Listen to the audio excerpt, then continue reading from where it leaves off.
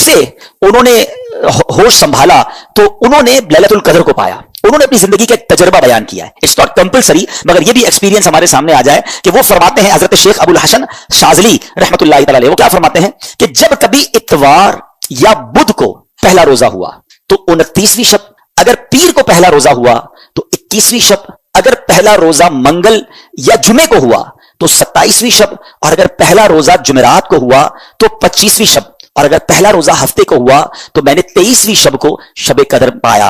यानी इस बार बुध को पहला रोजा हुआ था। तो हजरत के इस कॉल के मुताबिक या उनके तजर्बे की बुनियाद के मुताबिक अल्लाह वाले थे, लैलतुल कदर पहचान लेते थे, तो 29th नाइट भी बड़ी इस बार इंपॉर्टेंट है। अच्छा, बहुत बड़े बड़े उलमा, इमाम आजम अबू हनीफा भी और गौसे आजम का भी कॉल मिलता है, बड़े बड़े उलमा का मानना यह है कि 27वीं शब शब कदर है। उसमें एक बड़ा स्ट्रॉन्ग इशारा है। ये लैलतुल कदर सूरत में ही लैलतुल कदर आया 3 बार, ठीक है। इन्ना अंज़लनाहु फी लैलतिल क़द्र वमा अदराका मा लैलतुल क़द्र लैलतुल क़द्र खैरुम मिन अल्फ़ि शहर। कितनी बार आया?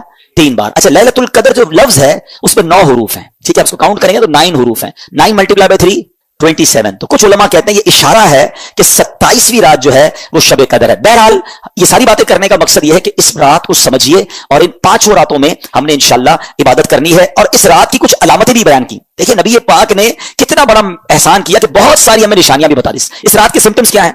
फरमाया कि हजरत उबादा बिन सामित रज़ियल्लाहु तआला अन्हु ने बारगाह रिसालत में शब कदर के बारे में सवाल किया तो प्यारे आका ने फरमाया कि शब कदर रमजान की आखिरी ताक रातों, आखिरी अशरे की ताक रातों 21, 23, 25, 27 या 29 में से तलाश करें। और फिर फरमाया जो इसमें इस रात की अलामतें क्या हैं कि वो मुबारक खुली हुई शब होगी। जब शब कदर होगी ना, वो रात बादल नहीं होंगे, आसमान पर क्लियर होगा वो आसमान। अच्छा, ना ज्यादा गर्मी होगी उस रात, ना ज्यादा सर्दी होगी, बल्कि ये रात मोतदिल यानी मॉडरेट होगी।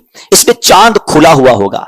शैतान को आसमान से सितारे नहीं मारे जाते। कभी आप देखते हैं कि स्टार टूट रहे होते हैं, नजर आते, कभी कभी नजर आते हैं, यहां तो नहीं, शहर में, गांव में नजर आते हैं, लेकिन उस रात को शैतान को सितारे नहीं मारे जाते। और यह भी बताया कि इस रात के बाद जो सुबह आती है, उस रात जो यानी सुबह जो सूरज निकलता है वो बगैर शुआओं के तुलू होता है, यानी सूरज ऐसे निकलता है जैसे 14वीं रात का चांद होता है। तो जो लैलतुल कदर के बाद की सुबह होती है, उस सूरज की भी ये निशानी फरमाई गई। और बाज उलमा ये भी फरमाते हैं कि इस रात जो है समुंदर का पानी मीठा हो जाता है।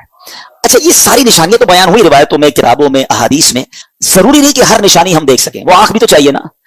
आंख वाला तेरे जौबन का तमाशा देखे, आंख वाला तेरे जौबन का तमाशा देखे, दीदाए कोर को क्या आए नजर क्या देखे। तो बहरहाल ये अलामतें भी बयान हुई। तो हमें इंशाअल्लाह, मैं भी नियत करता हूं, आप भी नियत करें कि इंशाअल्लाह ये 5 रातें हम खूब इबादत में गुजारेंगे।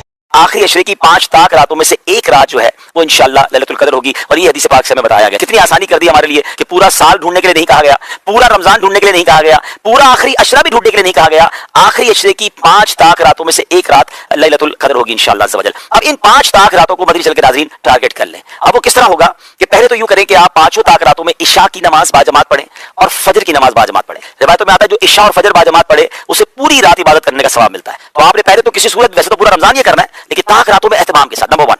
नंबर 2, आपने पूरी तरावी बाजमात पढ़नी है उन 5 रातों में। तो 2 चीजें हो गई। तीसरे नंबर पे आपने कुछ ना कुछ कुरान पाक जरूर पढ़ना है। मुमकिन हो तो एक पारा पढ़ लें, वरना सूरह मुल्क, सूरह रहमान और सूरह यासीन, इन 5 ताक रातों में आप पढ़ लें। नंबर 4, आपने कुछ जिक्र अस्कार लाजमी करने हैं। मिसाल दे देता हूं, 1200 बार दुरूद पाक पढ़ लें, 100 बार कलमा पाक पढ़ लें, बाकी सुभान अल्लाह, अल्हम्दुलिल्लाह, अल्लाहु अकबर की एक तस्बीह पढ़ लें। जिक्र अस्कार के लिए भी एक समझ ले स्लॉट अपनी बना लें। फिर आगे चले, आप सलातुत तस्बीह की नमाज अल्हम्दुलिल्लाह मसाजिद में होती है, दावत इस्लामी के मराकिज़ में भी होती है, सलातुत तस्बीह की नमाज बाजमात पढ़ें। 4 बातें हो गई। 5वीं, आप किसी भी दीनी इज्तिमा में यानी इल्म दीन की महफिल में शिरकत करें। माशाअल्लाह दुनिया भर में दावत इस्लामी के मराकिज़ में इज्तिमात होते हैं। मदनी मुज़ाकरा मदनी चैनल पर होता है, फैज़ान मदीना में भी होता है, उसमें भी कुछ देर आप शिरकत कर लें। वालिदैन हयात हैं तो उनके हाथ चूमें और उनको कुछ ना कुछ तोहफा दें और उनसे दुआएं ले लें। अगर हयात नहीं है, पॉसिबल है, तो कब्रिस्तान जाएं और कुछ देर के लिए उनकी कब्र पर हाजिर दे दें, सूरह यासीन उन्हें इंशाअल्लाह उनकी बारगाह में जाकर आप तिलावत कर लें। और फिर एक आखिरी बात यह है कि आप 5 रातों में कुछ ना कुछ सदका करें। जैसी आपकी हैसियत, आप 5 लिफाफे बना लें, 100-100 रुपए के बना लें, 500-500 रुपए के बना लें, जिसको अल्लाह ने वसअत दी है, 5000, 10,000, 25,000 के जितने बना सकते, 5 एनवेलप बना लें, अपने साथ रखें। हर ताक रात को किसी गरीब को दे दें, किसी मिस्कीन को दे दें, किसी मस्जिद के इमाम साहब को दे दें। नेकी के काम में खर्च करना चाहिए, दावत इस्लामी या किसी भी दीनी तंजीम को दे दें, जिससे आपका इत्मीनान है।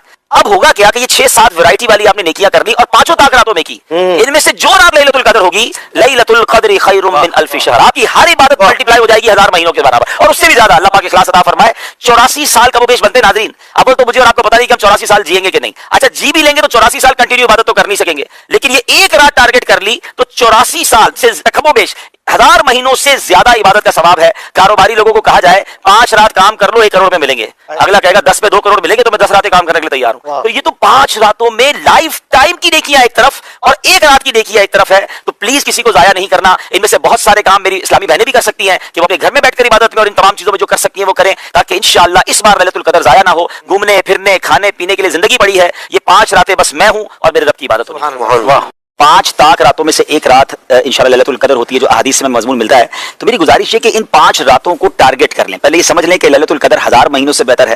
83 سال اور 4 مہینے بنتے ہیں 1000 مہینے. تو میں اور آپ اب تو 83 سال اور 4 مہینے شاید نہ جی پائیں, 1000 مہینے کی عبادت تو کبھی بھی زندگی میں ہم نہیں کر پائیں گے. تو ذرا سوچیں کہ کتنا بڑا گولڈن چانس ہے کہ اگر شب لیلۃ القدر کسی نے عبادت کر لی اور وہ مقبول ہو گئی تو وہ 1000 مہینوں سے زیادہ افضل عبادت ہو جائے گی. تو میری گزارش یہ کہ ان 5 راتوں میں کچھ کام پابندی سے کریں. آج بھی کر لیں جن کے پاس وقت باقی ہے, اور باقی 4 راتوں میں کریں.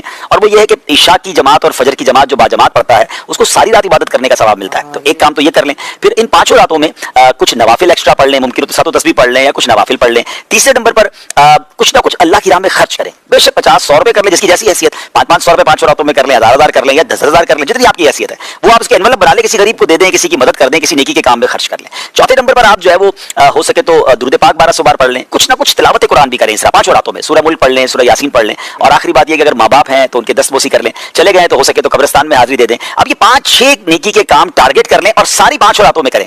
اب ان 5 میں سے کوئی بھی رات اگر لیلۃ القدر ہوئی تو ہماری یہ تمام نیکیاں ملٹی پلائی ہو جائیں گی انشاءاللہ. لیلۃ القدر خیر من الف شہر, 1000 مہینوں سے زیادہ بہتر ہے. تو انشاءاللہ اگر یہ قبول ہو گیا تو بیڑا پار ہو جائے گا, ثواب کا انبار لگ جائے گا. تو do not miss these 5 nights. ان 5 راتوں کو ٹارگٹ کریں, پلان کریں اور اس کی برکتیں حاصل کریں. بیسٹ تو یہ ہے کہ یہ 5 راتیں ان اعمال کے ساتھ ساتھ مدنی مذاکرے میں شرکت کر لیں. فیضان مدینہ کراچی میں آ سکتے ہیں تو یہاں آ جائیں. جہاں جہاں اچھی جگہ پر یہ راتیں گزار سکتے گزاریں.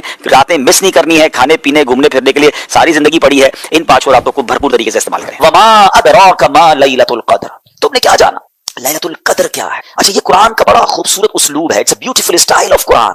جب قرآن کو کوئی چیز ایمفسائز کرنی ہے, ہماری اٹریکشن چاہیے, ہمیں بتانا ہے کہ دیر از سم تھنگ اسپیشل, تو قرآن خود ہی ہم سے سوال کر رہا ہے وما ادراک ما لیلۃ القدر, تم نے کیا جانا لیلۃ القدر کیا ہے. ہمیں تو قرآن نے بتایا ہی نہیں ہے نا, ہم تو پڑھ رہے ہیں, لیکن ہماری اٹریکشن لی جا رہی ہے. آپ دیکھیں سورہ قاریہ میں القارعۃ مل قارعہ وما ادراک مل قارعہ, قرآن وہاں بھی ڈیفائن کر رہا ہے قیامت کو. تو اب ہم سے سوال کیا جا رہا ہے کہ تم نے کیا جانا قیامت کیا ہے, قارعہ کیا ہے. پھر فوراً اس کے بعد قرآن اس کو ڈیفائن کرتا ہے کہ وہ دن کیسا ہوگا. یہاں بھی قرآن نے یہ اسلوب اختیار کیا, اللہ کا کلام کہہ رہا ہے وما ادراک ما لیلۃ القدر, تم نے کیا جانا لیلۃ القدر کیا ہے. پھر آگے خود قرآن بتا رہا ہے لیلۃ القدر خیر من الف شہر, یہ رات 1000 مہینوں سے بہتر رات ہے. اب 1000 مہینوں کا مطلب کیا ہوا, 83 years and 4 months, اپروکسیمیٹلی 83.5 سال.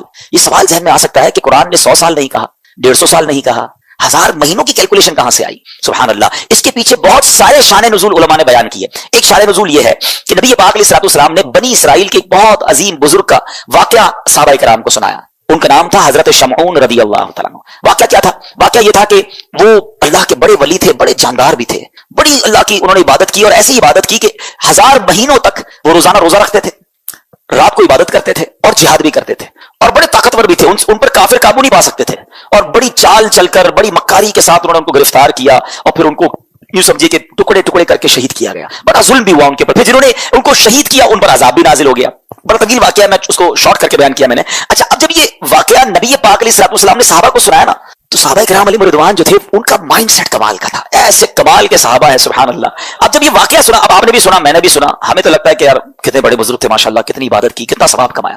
وہ فوراً اپنی نیکیوں کے بارے میں فکر مند ہو جاتے تھے. کہتے حضور یہ پہلی قوم والے تو آگے بڑھ گئے, ہماری تو عمر ہی چھوٹی ہے. 1000 مہینے تک تو وہ روزے رکھتے رہے, 1000 مہینے تک تو رات عبادت کرتے رہے, جہاد کرتے رہے. 1000 مہینوں کا مطلب 83.5 سال اپروکس. ہماری تو عمر 60 70 80 سال. یہ تو ہمارے پاس ٹائم ہی نہیں ملتا, اتنا ٹائم ہی نہیں ہماری لائف میں. وہ نیکیوں میں آگے بڑھ گئے. یہ بات بڑی کمال کی. جملہ ذرا سمجھیے گا. صحابہ رنجیدہ ہوئے کہ دوسری قوم, دوسری جو امت ہے وہ نیکیوں میں آگے بڑھ رہی ہیں, ہم پیچھے رہ گئے. آج ہمارا حال یہ ہے کہ ہم یہ سوچتے ہیں کہ فلاں بنگلہ بڑا بنا لیا اس نے, وہ کاروبار میں آگے بڑھ گیا, وہ پیسوں میں آگے بڑھ گیا, اس کی گاڑی اچھی ہو گئی, اس نے موبائل اچھا خرید لیا, ہم اسی ٹینشن میں رہ گئے. مجھے آج تک یہ بات سمجھ نہیں آتی کہ جو کسی کا گھر, کاروبار یا اس کی ویلتھ دیکھ کر ڈی مورلائز ہوتا ہے, تو اپنے آپ کو پیچھے فیل کرتا ہے, وہ کسی تہجد گزار کو دیکھ کر کیوں نہیں پیچھے فیل کرتا کہ یار یہ تہجد پڑھتا ہے میں نہیں پڑھتا, یہ روز قرآن پڑھتا ہے میں نہیں پڑھتا, یہ دین کا کام بھی کر رہا ہے, کاروبار بھی کر رہا ہے, میں تو صرف کاروبار کر رہا ہوں, میں تو دین کو ٹائم ہی نہیں دے رہا. میں اپنے آپ کو اس وقت کیوں شاید فیل نہیں کرتا, اس وقت کیوں میرے دل میں یہ بات. یہ صحابہ کرام کا انڈرسٹینڈنگ لیول تھا کہ جب بھی وہ کسی کو نیکیوں